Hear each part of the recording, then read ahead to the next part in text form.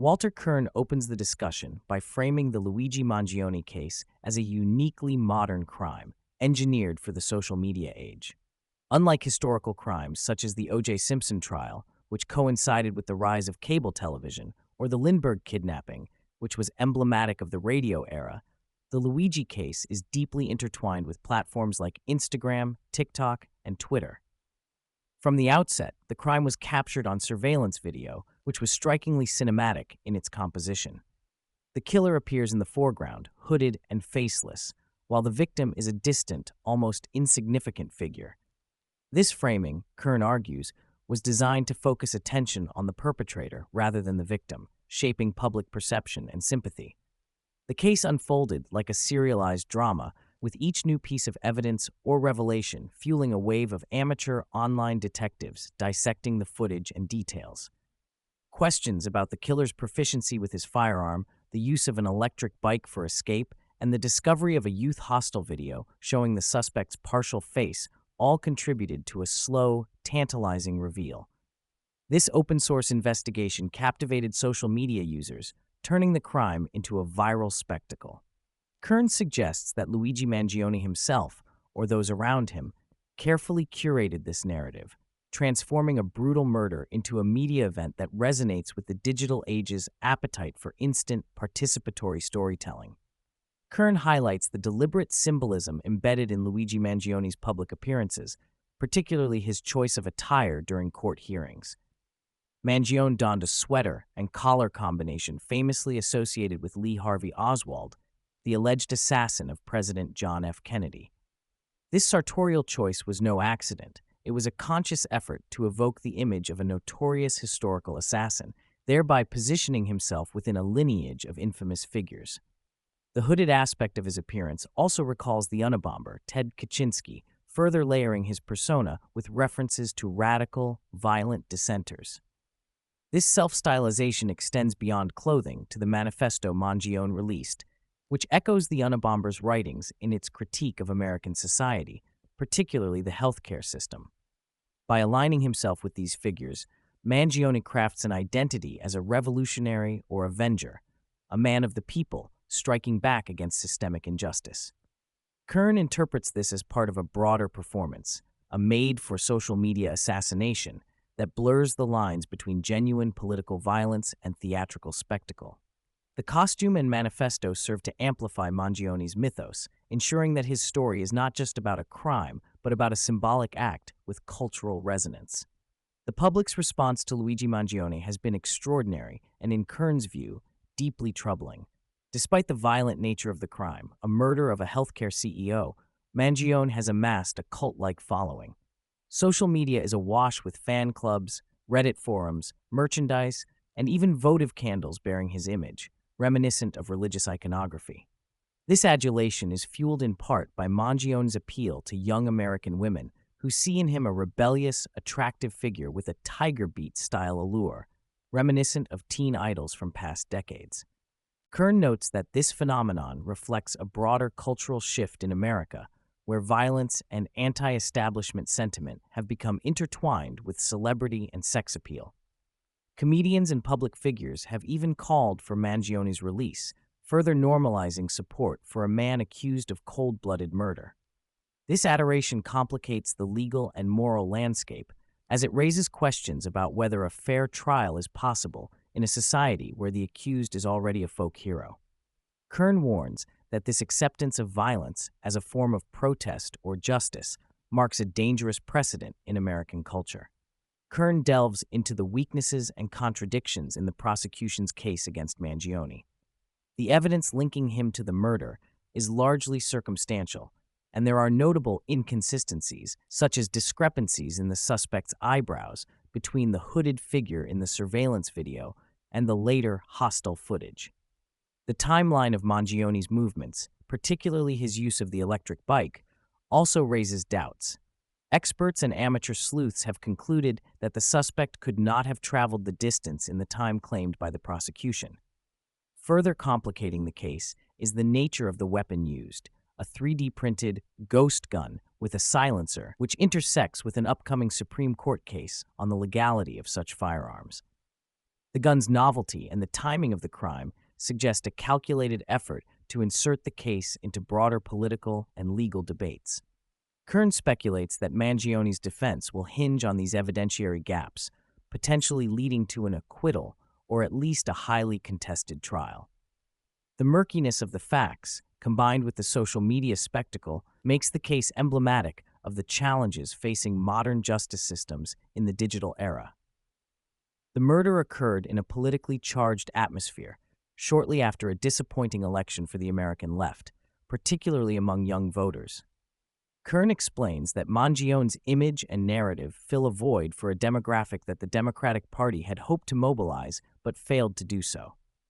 As a young, attractive, and ostensibly anti-establishment figure, Mangione appeals directly to the youth, especially young women, who had been seen as a key voting bloc. This dynamic creates a paradox for the left. Mangione embodies the anger and frustration with systemic issues like healthcare, but does so through an act of violence that many would traditionally reject. Kirn suggests that Mangione solves a problem for the left by providing a charismatic figure who can channel youthful discontent, even if that figure is deeply flawed and controversial.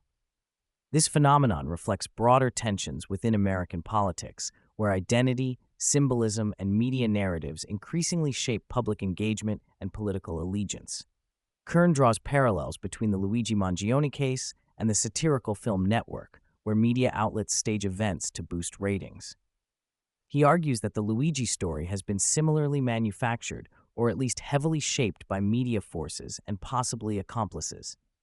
Mangione's carefully crafted public persona, the staged videos, and the ongoing social media engagement suggest a narrative constructed for maximum impact rather than a straightforward criminal case. This media spectacle blurs the line between reality and performance, turning a violent crime into a serialized drama that captivates and divides the public. Kirn warns that this trend undermines the integrity of news and justice, as stories become commodities designed to generate clicks and followers rather than to inform or seek truth. The Luigi case exemplifies how modern media ecosystems can amplify and distort events, creating myths that may overshadow facts. Kirn situates the Luigi case within a historical continuum of political violence and societal upheaval. He compares the current American moment to pre-revolutionary Russia, where decades of anarchist assassinations eroded social cohesion and paved the way for radical change. The proliferation of political violence, nihilism, and cults of personality in America today, Kirn suggests, echoes that turbulent period. This comparison underscores the fragility of American culture and the potential consequences of normalizing violence as political expression. Kirn laments the erosion of empathy and the rise of a bloodthirsty quality in American society, where even women, traditionally seen as more peace-oriented, are drawn to violent figures. The Luigi phenomenon, with its blend of celebrity, ideology, and murder, symbolizes a broader cultural breakdown that threatens the nation's stability and moral compass. A significant theme in Kirn's analysis is the loss of unifying moral authorities in American society. He reflects on the decline of figures like Billy Graham and Walter Cronkite, who once provided a shared ethical framework and common-sense guidance. Today, Kirn argues, the country lacks voices capable of transcending partisan divides and speaking to a collective conscience. This vacuum contributes to the fragmentation and atomization of culture, where groups are increasingly isolated and unable to agree on basic values. Kirn sees this as a root cause of the acceptance of violence and the rise of figures like Mangione. Without a shared cultural narrative or moral center, society becomes vulnerable to manipulation, division, and the erosion of social norms that have historically restrained violence and maintained order. Kirn offers a candid reflection on the American class system, drawing from his own experiences at Princeton and in elite media circles. He describes a tightly knit upper class that not only possesses material wealth, but also a sense of social and political entitlement. This class sees itself as the natural rulers and gatekeepers of American society, often disconnected from the broader population. The Luigi case, involving a wealthy, privileged individual posing as a revolutionary, exemplifies the contradictions within this elite. Kirn notes that many movements that claim to represent the oppressed or marginalized are often led or dominated by individuals from affluent backgrounds. This dynamic complicates narratives of social justice and rebellion, revealing the complex interplay between class, power, and identity in contemporary America. Turning to broader cultural concerns, Kirn discusses the impact of technology, particularly artificial intelligence, on literature and storytelling. While acknowledging AI's capabilities in generating text and even novels, he expresses skepticism about its ability to capture the depth of human experience. Kirn emphasizes that authentic storytelling requires lived experience, emotions, struggles, relationships that AI cannot replicate. He also warns of the potential for AI to flood cultural spaces with mechanized derivative works, challenging institutions like the Library of Congress to discern what constitutes genuine authorship. Kirn positions himself as a literary survivalist, committed to preserving physical books and traditional forms of literature as bulwarks against cultural dilution. His reflections highlight the tension between technological innovation and the preservation of humanistic values in the arts. Kirn reveals that he was approached about becoming the Librarian of Congress, a role he finds deeply appealing despite its political challenges. He views the position as a guardian of American culture and knowledge, responsible for protecting the integrity of the nation's intellectual heritage. Drawing on personal memories of early influences and the Jeffersonian ideal of knowledge as a path to peace and progress, Kirn sees the library as a temple of diversity and coexistence. He articulates a vision of the librarian as both protector and champion of the vast body of American achievements, from literature to music to film. Kirn stresses the importance of maintaining the library as a stable reference point amid cultural and technological upheaval, ensuring that future generations can access unaltered records of the past.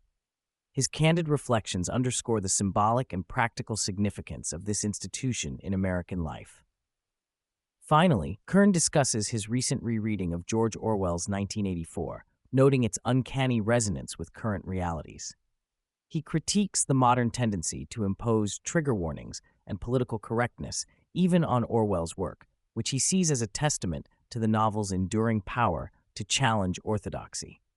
Kirn emphasizes that 1984 is not merely a dystopian prediction, but a profound exploration of how power manipulates truth, memory, and individual thought.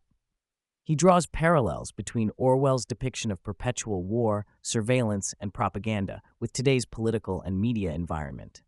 The novel's themes of fear, control, and the rewriting of history echo in contemporary debates over censorship, misinformation, and social division.